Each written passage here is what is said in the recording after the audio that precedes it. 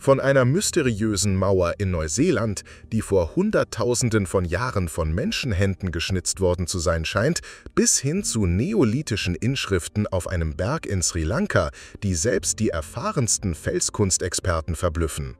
Einschließlich einer Granitbox in Ägypten, die allen bekannten Gesetzen der antiken Ingenieurskunst widerspricht, und einer handgeschnitzten unterirdischen Kirche im Herzen Frankreichs.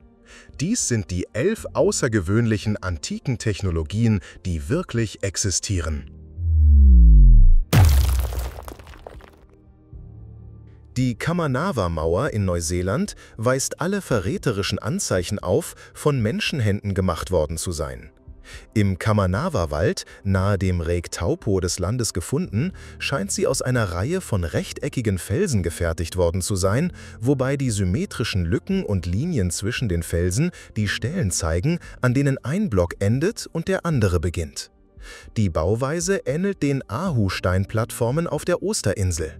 Es mag Sie daher überraschen zu hören, dass die offizielle Geschichte über diese Mauer besagt, dass sie von der Natur und nicht von Menschenhand geschaffen wurde. Tatsächlich ist die Vorstellung, dass Menschen diese Mauer gebaut haben, absurd. Wissenschaftler sagen, dass diese Steine seit mehr als 300.000 Jahren an ihrer jetzigen Position stehen. Sie versuchen, die Risse und Linien damit zu erklären, dass sie beim Abkühlen des Gesteins nach seiner Entstehung entstanden sind. Aber würde ein solcher Prozess zu so regelmäßigen, symmetrischen Rissen führen? Warum sollten die Steine alle so rechteckig geformt sein? Einige Einheimische bestehen darauf, dass die Mauer vom Stamm der Te Waitaha vor der Ankunft der Maoris in Neuseeland gebaut wurde.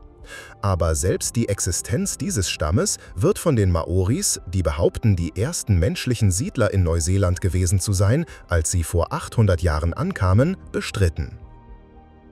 In Sri Lanka gibt es einen Berg, der mit Höhlen übersät ist, und in diesen Höhlen befinden sich alte Schnitzereien und Inschriften, die so mysteriös und verwirrend sind, dass der gesamte Ort den Spitznamen Alien Mountain erhalten hat. In Wirklichkeit wurden diese Inschriften jedoch nicht von außerirdischen Besuchern hinterlassen. Es handelt sich um eine Reihe neolithischer Petroglyphen, und soweit bekannt ist, sind sie die einzigen neolithischen Petroglyphen in ganz Sri Lanka. Die Markierungen sollen vor etwa 125.000 Jahren in die Felsen geschnitzt worden sein. Der korrekte Name des Berges ist Danagala Circular Rock, der sich im Palanarua-Distrikt des Landes befindet. Es ist ein Hotspot für UFO-Sichtungen, obwohl die meisten dieser Sichtungen erst gemeldet wurden, seit der imposanten geologischen Formation der Spitzname gegeben wurde. Es gibt hier zu viele Petroglyphen, um zu versuchen, sie als vollständiges Werk zu verstehen. Aber sie umfassen Darstellungen von Menschen, Hunden, Pfeilen, Pfauen, Pflanzen und dem, was wie Leitern aussieht. Einige der Glyphen sind miteinander verbunden und werden zu sogenannten Bindrunen, deren Bedeutung unbekannt ist. Wir könnten den Rest dieses Videos problemlos damit verbringen, über die Geheimnisse der altägyptischen Technologie zu sprechen. Aber wir möchten uns auf ein einzelnes Beispiel davon konzentrieren. Wenn Sie dem Nil in den Süden Ägyptens folgen, gelangen Sie schließlich zu einer Insel namens Elephantina Island. Fast die gesamte Insel ist eine aktive archäologische Stätte. Aber die faszinierendste und bizarrste Struktur dort ist eine Steinkiste aus massivem Granit. Sie ist symmetrisch und glatt poliert. Jeder, der schon einmal mit Stein gearbeitet hat, weiß, dass Granit aufgrund seiner Härte eines der schwierigsten Materialien ist, mit dem man arbeiten kann. Sollen wir glauben, dass die alten Ägypter, die vor weit über 4000 Jahren arbeiteten, diese Kiste mit nichts anderem als den bronzenen Handwerkzeugen schnitzten und formten, von denen wir wissen, dass sie ihnen zu dieser Zeit zur Verfügung standen? Bronze ist, um jeden Zweifel auszuschließen, weicher als Granit.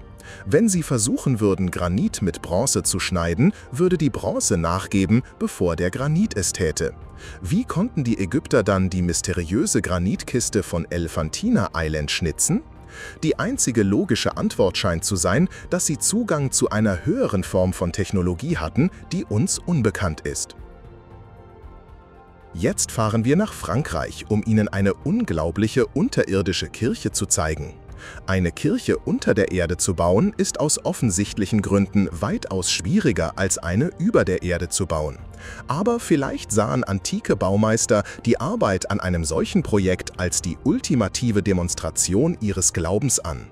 Was auch immer der Grund war, ihre Arbeit führte zur Schaffung der unterirdischen Kirche Saint-Jean, die sich in Aubeterre-sur-Dronne befindet. Es ist die größte unterirdische Kirche in ganz Europa. Wissenschaftler und Archäologen erzählen uns, dass die gesamte Kirche im 12. Jahrhundert von Hand in einen massiven Felshang gehauen wurde. Der Stil der Kirche ist etwas rustikal, was angesichts der zur Schaffung verwendeten Methoden verständlich ist. Aber die Größe ist beeindruckend. Ihr Hauptraum enthält 2 enorme Säulen, die eine 60 Fuß hohe Decke tragen. Und eine handgeschnitzte Treppe ermöglicht es Besuchern, die gesamte Rückwand zu erklimmen und einen atemberaubenden Blick auf die Städte von oben zu genießen. Experten glauben, dass die Kirche ursprünglich als halbgeheimes Versteck für wichtige religiöse Artefakte gebaut wurde. Das römische Reliquier im größten Nebenraum soll ein Relikt des ersten Kreuzzugs sein und die 80 Sarkophage im anderen Nebenraum sollen die Überreste von Heiligen und Märtyrern enthalten. Beide Behauptungen sind unmöglich zu beweisen. Bleiben wir beim Thema antiker technologischer Errungenschaften, die aus Stein gehauen wurden. Als nächstes haben wir den Galvihara, der manchmal auch als Uttararama bekannt ist. Es ist ein massiver Felsentempel des Buddha und Sie finden ihn in der alten sri-lankischen Stadt Polonnaruwa. Historische Aufzeichnungen deuten darauf hin, dass er zur Zeit von Parakrambahu I. im 12. Jahrhundert gehauen wurde. Im Herzen dieser kolossalen Schöpfung, die sowohl ein Ort der Anbetung als auch ein Kunstwerk ist, befinden sich 4 Felsreliefsstatuen des Buddha selbst, direkt in die Oberfläche eines Granitfelsens gehauen. Der Tempel verfügt auch über eine künstliche Höhle, in der Sie eine Statue einer großen sitzenden Figur finden, deren Identität unbekannt ist. Es gibt eine kleinere sitzende Figur und eine liegende Figur, die beide ebenfalls unbekannt sind, aber nicht als Darstellungen des Buddha angesehen werden. Sie gelten jedoch als die am besten erhaltenen Beispiele antiker singhalesischer Bildhauerkunst der Welt. Parakrambahu I. rief einst eine Versammlung von Mönchen an diesen Ort, um das buddhistische Priestertum zu reinigen, wonach er einen neuen Verhaltenskodex für sie aufstellte.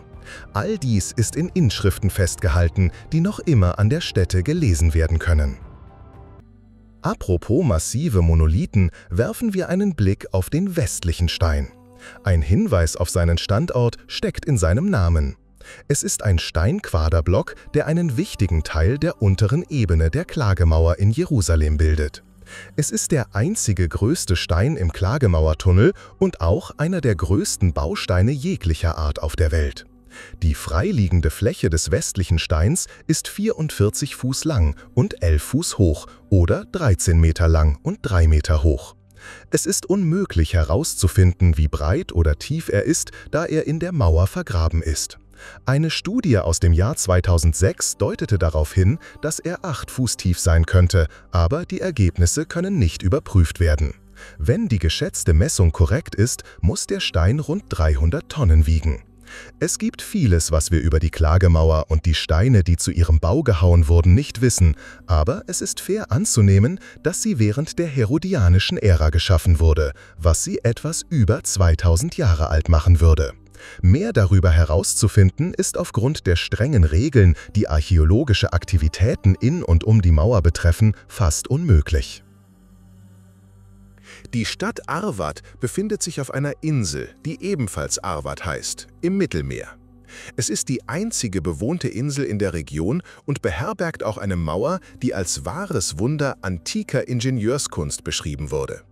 Dies ist die alte megalithische Mauer von Arvad, auch bekannt als die Mauer von Arydas und die Mauer von Roat. Heute ist nicht mehr viel davon übrig, aber archäologische Beweise deuten darauf hin, dass die Mauer vor Tausenden von Jahren die gesamte Insel umfasste, die heute zu Syrien gehört. Die Geschichte der Insel ist ungewiss und voller Geheimnisse, aber Archäologen sagen, dass die Beweise darauf hindeuten, dass sie vor etwa 4000 Jahren erstmals von den Phöniziern besiedelt wurde, wonach sie zu einem unabhängigen Königreich namens Arwad-Aridas aufstieg. Zu einem Zeitpunkt war sie die einzige Republik in der Levante, die von ihrem Volk und nicht von einem Monarchen regiert wurde. Die Mauer war und ist immer noch ein unglaubliches Beispiel zyklotischer Architektur, aber wir haben keine Ahnung, wie sie gebaut wurde. Die Herstellung und der Transport der Steine wären schwierig gewesen, aber das Stapeln wie dieses hätte für die Menschen der damaligen Zeit unmöglich sein müssen. Während einer Dürre im Jahr 2014 trocknete der Poyang-See in der zentralchinesischen Provinz Jiangxi zum ersten Mal seit Jahrhunderten aus. Dabei offenbarte er die Existenz einer Granit-Fußgängerbrücke, von der niemand wusste, dass sie dort war.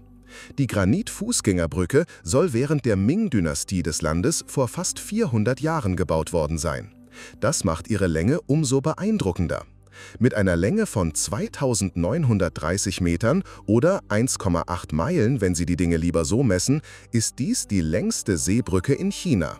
Historiker und Archäologen des Landes haben ihr den Spitznamen Tausend-Augen-Brücke gegeben, wegen der 1100 Löcher entlang ihrer Länge. Aufzeichnungen deuten darauf hin, dass sie auf Befehl des Changshan-Kaisers im Jahr 1631 gebaut wurde, aber das ist nicht schlüssig bewiesen worden. Eine mögliche Erklärung dafür, dass die enorme Brücke von der Geschichte vergessen wurde, ist, dass der See als verflucht gilt. Er wird oft mit dem Bermuda-Dreieck verglichen, wegen der schieren Menge an Schiffen, die in seinen Gewässern verschwunden sind. Vielleicht wurde die Brücke Teil des Mythos und die Menschen der damaligen Zeit beschlossen, es sei besser, sie zu versenken und zu vergessen. Wer oder was schuf die Merkmale, die als San Paul-Tataga-Karrenspuren im maltesischen Archipel bekannt sind? Diese tiefen Rillen, die das Land an den Städten Talava-Amu und Misrach-Garel-Kbir durchziehen, wurden in festen Fels gehauen und sind doch fast mit Sicherheit künstlichen Ursprungs.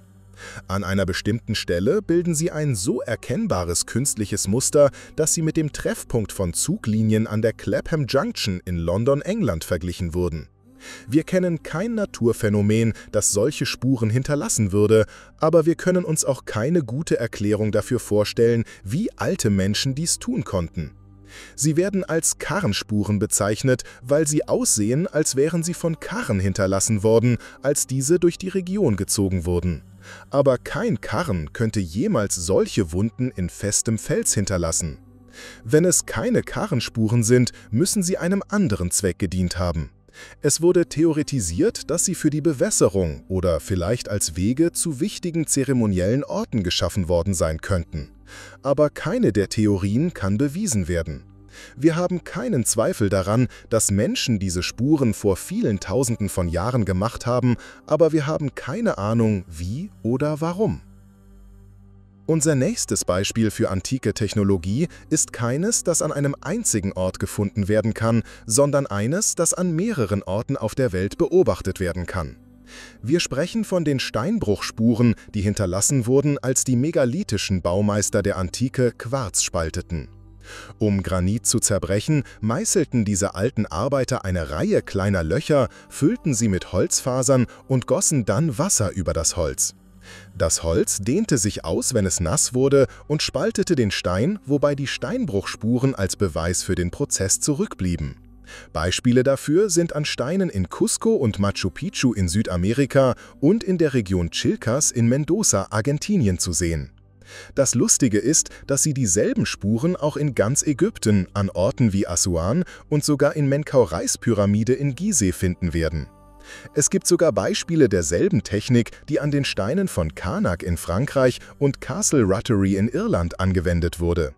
Sollen wir glauben, dass all diese alten Zivilisationen, von denen viele zu diesem Zeitpunkt der Geschichte keinen Kontakt zueinander hatten, alle gleichzeitig dieselbe spezifische und komplexe Methode zum Schneiden von Granit entdeckten? Oder gibt es ein fehlendes Glied in der antiken Technologie? Wenn Sie jemals die beliebte Science-Fiction-Fernsehserie Stargate oder den Film, der die Serie inspirierte, gesehen haben, könnte Ihnen diese nächste Entdeckung etwas bekannt vorkommen. Sie sieht fast genau wie das Dial-Home-Device aus, das in der Serie verwendet wird, wurde aber vor Hunderten von Jahren an der Stätte von Talakat in Karnataka, Indien geschaffen.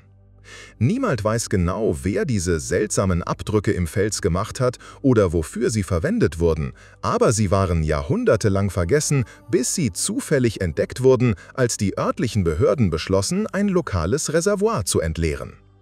Die Schnitzereien und Markierungen verbargen sich unter dem Wasser. Einige der Inschriften auf den umgebenden Felsen könnten den Zweck der Markierungen erklären, aber leider hat das Wasser sie so stark verwittert, dass sie nicht entziffert oder verstanden werden können. Offensichtlich ist, dass die Markierungen mit einer Art fortschrittlicher Felsbearbeitungstechnik hergestellt wurden, die für Menschen, die vor mehreren Jahrhunderten lebten, unmöglich gewesen sein sollte. Es ist eine erstaunliche archäologische Stätte und eine, die sich allen Erklärungsversuchen entzieht. Abonnieren Sie jetzt und aktivieren Sie die Glocke, damit Sie nichts verpassen. Faszinierende Entdeckungen erwarten Sie in jedem Video. Vielen Dank für Ihre Unterstützung. Bis bald!